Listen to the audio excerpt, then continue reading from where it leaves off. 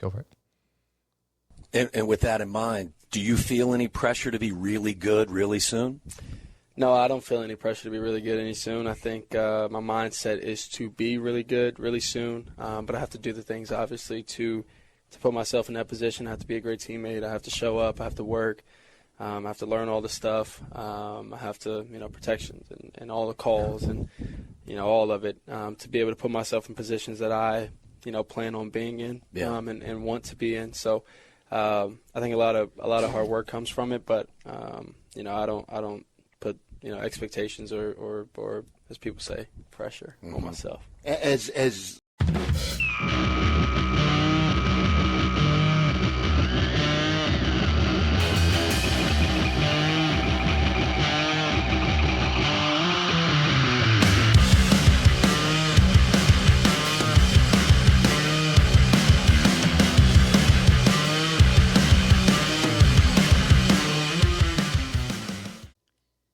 As one chapter ends, a new one begins. And this is where the story really starts to get saucy. All the background, all the fluff, everything is now laid out on the table, and we watch all those pieces come to life. And as we look at all those pieces, things are looking good.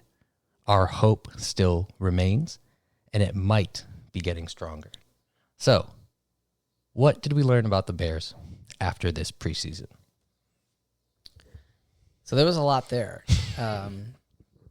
As we talked about the Bears going into the offseason, this was a team that looks a lot different than it did last year. They got some new pieces. They swapped out the most important position. They added some younger players, right? They're building something. We feel excited about it, but we didn't really know what to expect. And, one of the items that was talked about, one of the reasons that we had hope was like, Caleb Williams is here. Great prospect. Threw for a bunch of touchdowns, was in the Heisman race, won a Heisman. But there was a narrative around him like, is he a good teammate? Is he a little bit of a diva? Does he even want to play in Chicago? There was all these storylines. There was national pundits that were saying Caleb Williams should pull an Eli Manning. I don't know if you remember. He Eli didn't want to play for the Chargers. Yeah. And he held out, and the Chargers were forced to make a trade to send him to the Giants. And, they got Phillip Rivers back, so it worked out okay for them as well. Granted, they didn't have any Super Bowls to show for it, but there was people suggesting that. Like, he should go hold out and go to the Commanders, who apparently, I guess, have a rich QB history. Is it Heineke? Who was on there? Yeah, Taylor Heineke. Yeah, he's on the Falcons now. Oh, former. Yeah. But no, there was all these question marks of, does Caleb want to be here? How will he handle Chicago? This is a team that has loved Justin Fields. The teammates love Justin Fields. Now this hotshot diva kid, quote unquote, is coming into town. We didn't know. We were just hopeful.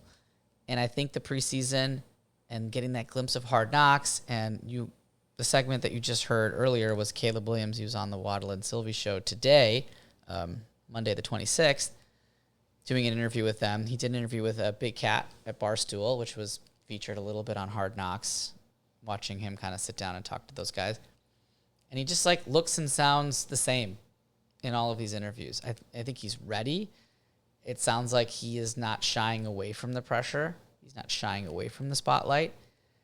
He likes being in a town where the fans really want the team to excel and have that pressure for the team. I don't think he shies away from that. I think he really embraces it.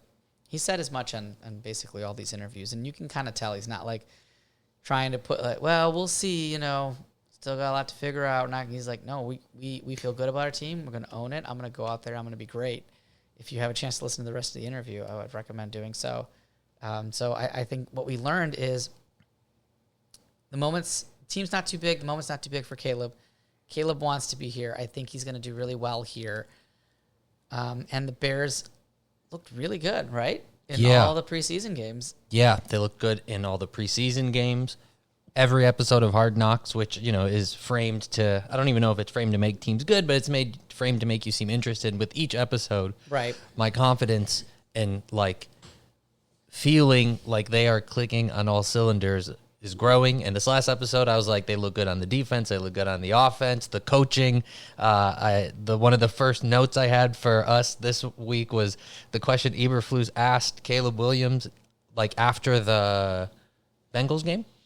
Yes. After the Bengals game was, what do you think made you successful? Which is like, I love that question. I think it's so interesting. It puts it on them to express their feelings and what it was awesome. And I liked the way that they started the episode with that. But just like, this is what our team is operating under. Those sorts of questions, those sorts of like putting the kind of the onus on him. Like, tell us what you think you did well. Also, that's like, I like focusing on positivity as a start. There's always room for improvement. And each week has been like, I feel good. I still feel good. This is weird. Yeah. Like I feel more confident. I mean, it's just preseason, but nothing you saw in the preseason. I guess you can get nitpicky, which I can do. But there was nothing The other podcast we do. Yeah. There's nothing you saw in the preseason where you're like, oh shit, alarm bells are going off. This is a big problem, right? Could always use depth on the offensive line. Defensive line kind of was off to a slow start. They didn't get a ton of pressure in Houston, but you saw them get creative on those cornerback blitzes. You saw it during the Cincinnati game. You saw it again in the Kansas City game where they're blitzing corners, they're blitzing linebackers, safeties, and just kind of throwing these like third stringers, right? They haven't seen some of these pressures and really forcing them into bad decisions. And they had 5 interceptions during the preseason. Yeah. The defense was really, really playing well. I don't know, it's preseason, right? And you're like, well, it's against backups. But these are our backups too, right? The ones are playing against the ones, and they did pretty well.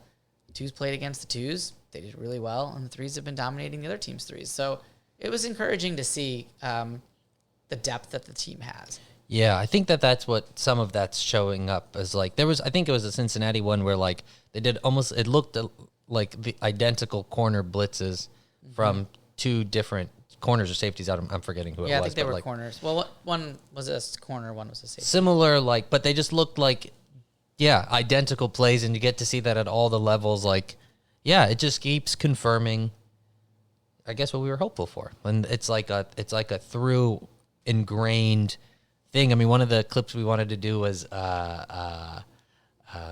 Poles like talk about how much he just loved the culture of the team, and so it's like top and down, everybody's feeling good, and that's a really nice like feeling. Actually, there was another I saw Bajent talk about. They were like, I everything positive to say about Caleb Williams. So just everyone's, and it doesn't, whatever. This is maybe fan talk, but it seems like they're not just like speaking party lines. It's like this is kind of the energy. Yeah, they seem close knit. I mean, and Hard Knocks will always make a team feel close knit, right? The Lions last year or a couple of years ago was like, oh, this team is so close knit, right?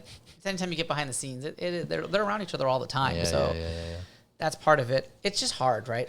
We're basing opinions off of these glimpses that we've seen, and they've all been pretty positive. So that's what you're taking into the season. Now they come out and get the doors blown off by the Titans. We're all just going to be back here, drinking a lot more whiskey during these podcasts.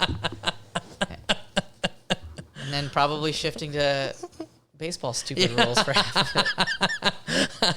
Yeah, I mean, you are obviously, there's always that. I think it's just like, you're always hopeful at the beginning of a season, and then you like watch it and you like, it sort of comes back to normal, but this is like growing and increasing. And it's kind of like the looking at the Hard Knocks is, I think, which adds to the comfort is like, I'm looking at these coaches and I'm looking at like the leadership and above, and it's like everyone seems like rock solid. And again, it's edited and all that stuff, but there's like it's like deep. I guess it's like the vision goes deep. It isn't just like you got this fucking dope ass quarterback and then everyone else is kind of like crazy and you hope that he makes a team better. It's like there seems to be a base that the Bears have set that is comforting and feels really, really good. Yeah, and you look at Ryan Poles, right, and his demeanor and the moves that he's made. I think he feels really good about this team as well. I know he tried to make a move for Judon, but the money didn't work out, and so he didn't want to come. But he made 2 more depth piece type moves that were bolstering a weakness on the team. He got a defensive end from Seattle, and then he got a defensive tackle from Cleveland. And these are depth move pieces. Names? So the first one is Darrell Taylor. He's a defensive end from Seattle. And the other one is Chris Williams, defensive tackle from Cleveland. Both youngish players. Both it was like for late round swaps. But Taylor's only 26 years old, and I think Williams is also a pretty young player. And I think it's just looking like we don't need to swing for Micah Parsons or Hassan Reddick. Now I could be totally wrong, and they'll trade for Parsons tomorrow. I doubt it. Is that the chatter? There's speculation now. It's a little bit of backstory because CeeDee Lamb just got paid $160 million or something, and they still have to figure out what to do with Prescott. And now Trey Lance, who's Prescott's backup, came in and threw 5 interceptions in a preseason game. So Dak is like, you guys need me. And so my price just went up because this guy stinks. That's a preseason shit where it's like, all right, see, that would make my hope go. And That's true. You're like, that's true. Sort of That's fucking true. goofy shit. Yeah, or like Daniel Jones comes in, he's a starting quarterback, and throws like a pick 6 and like another pick, and then you'd be like, what the hell are we doing? But we don't have that. So maybe we're justified in our Kool-Aid. So what was I saying? Oh, yeah. So now that CeeDee Lamb's been paid and they have to figure out what to do with Dak, Micah Parsons is kind of the odd man out, unless they choose not to pay Dak, and then they don't have a quarterback. So that's probably not going to happen. Yeah. So now there's a lot of chatter on Bears Twitter saying, go get Micah Parsons. He's available. And it's like, I don't think Dallas views themselves as a playoff contender. I don't think trading their best defensive player is going to, keep that hope for them. So I don't see that happening. Those guys at the Bears line, Judon played a similar position? Yeah, Judon played the same position as Taylor as defensive end. So that's like another where Judon was coming off of a season-ending injury. Correct. And he was older. Mm-hmm. And they didn't get him. And Poles was like, well, I wanted to make sure the money was right, and I didn't want to over-invest in something and then hurt us for the long term. And so then he didn't get that. And so then what pick did they trade to get Williams? Oh, it was like a 7th. So then you give an arguably, or not even arguably, a worse pick for someone who's younger. Well, Williams is the nose tackle. Yeah, Gregory was a 6th. Okay. And they had, an extra 6th. I guess it just seems like there's alternative options. If they are. didn't get the main thing, they get this thing that's Well, it also tells me they feel really good about Booker, their 4th-round rookie. And he's been making a lot of noise this preseason. Yeah.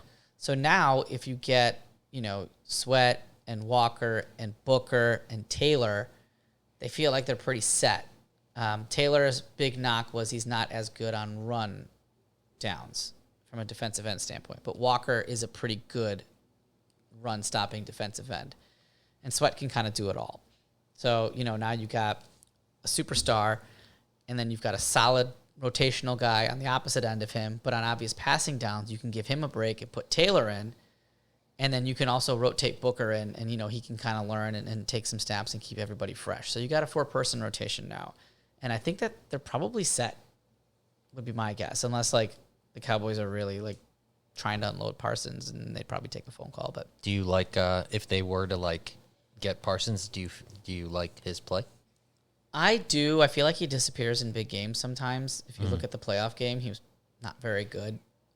He also really struggled against the Lions when they played last year, and that would be playing them twice a year, and the Lions have a really good offensive line. He would also cost a lot. And since they just paid Sweat, now you've got a lot of money invested in the defensive end position. And he's a great player, no doubt. But it's a very loaded defensive line draft as well. Yeah, coming in 2025. So I feel like the Bears will have 2 pretty high picks, their own first-round pick because they have one this year, and then they have the Carolina's second-round pick, which Carolina's over-under win total is 3.5, so they're going to be very bad again. So you're looking in the 30s.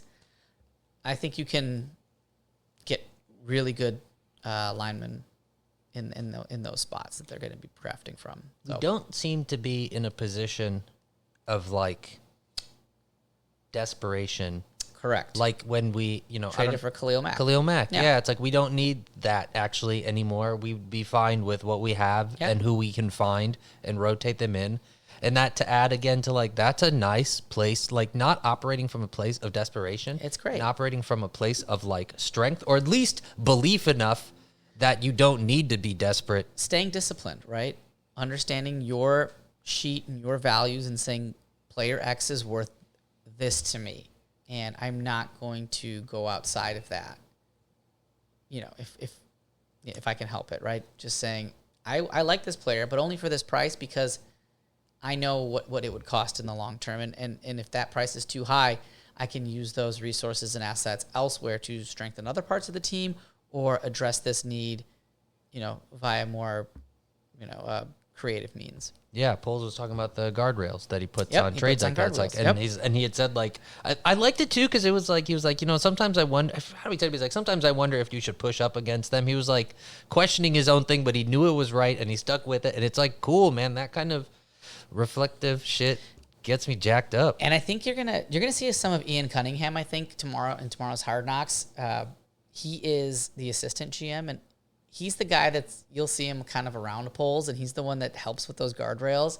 Was he standing was he talking to him has he been on Hard Knocks yet or no? I think not like in a speaking role. Ian no, Cunningham? he was in the draft room. So if they show Poles sitting in the draft room, the guy sitting next to him is Ian Cunningham. Okay. Poles was ready to trade a future fourth to somebody in the draft to move up to get Rome because he was scared Rome wouldn't fall. And Cunningham's like, it's going to be fine. Just wait. And so, yeah, Rome ended up falling to Poles, and he's like, oh, well, I'm glad I didn't send that future fourth or future third or whatever it was going to be. Yeah. So Cunningham's kind of like his guy, his guardrail guy. Yeah. Hell yeah. Yeah, dude, that's real. Yeah. I mean, hope is growing even further. Yeah. Yeah. That's dope. Yeah. This is a big week in the NFL. It's cut week. Tell us about it. So cut week is it's a hard time for a lot of players, right? They have to normally going into the preseason and a training camp. NFL rosters you're allowed to have 90 players in training camp, but by Tuesday, tomorrow afternoon, you have to cut down to 53. So that's a lot of these guys that put blood, sweat, and tears, right? Seeing their dream go up in smoke, and like, you might see some of that in this week's Hard Knocks or next week's. I don't know if the McCaskies might say we don't want that footage in there, because it's not great, right? It's kind of heartbreaking, but it's good TV. So it's a hard week. The Bears already let go of a couple players.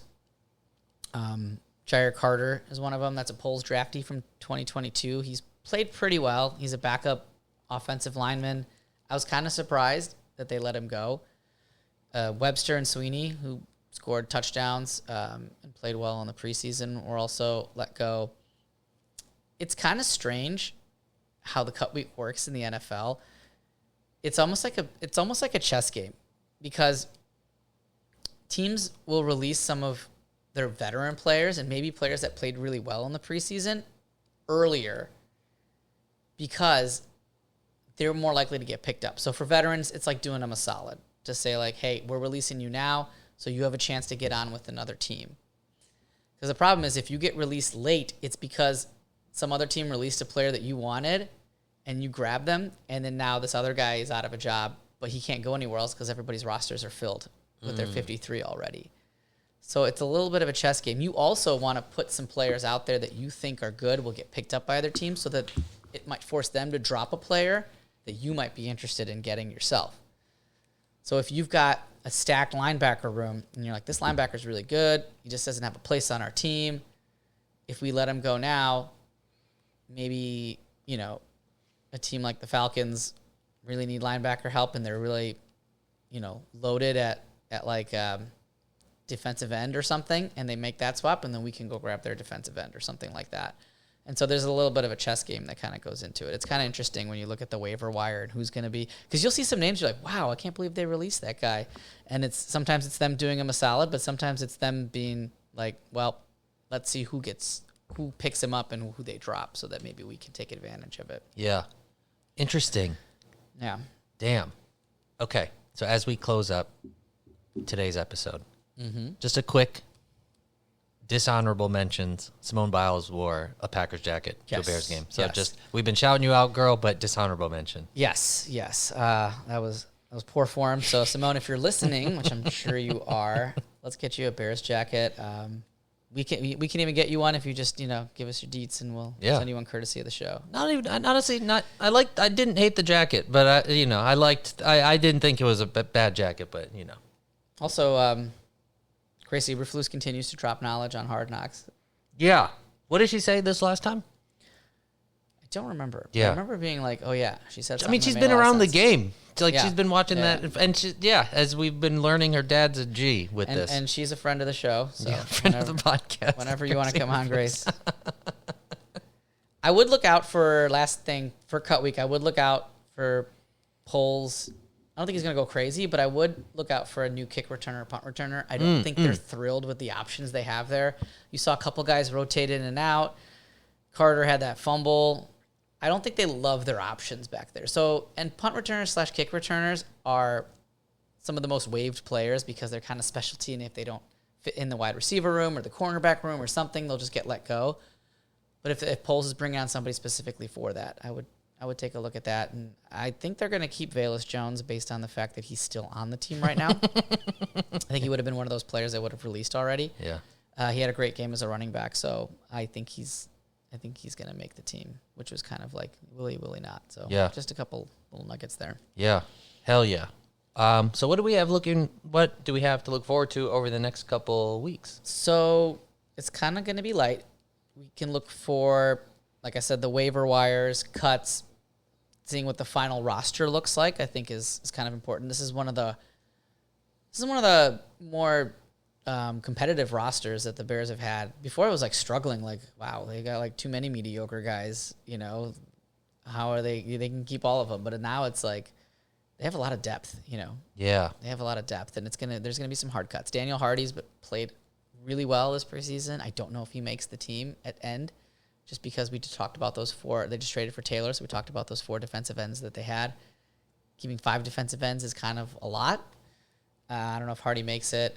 Quarterbacks, Rippon, Reed, Bagent, and Williams. We know Bagent and Williams are locks. I don't think they're going to carry 3. I think they'll probably get rid of Rippon, and Reed will make it to the practice squad. That's just kind of my guess. So a lot of stuff like that to check out. Obviously, no game over Labor Day. And then, we'll gear up for week 1. Hell yeah. Well, the hope still burns. Hope still burns. Thank you, sir. All right.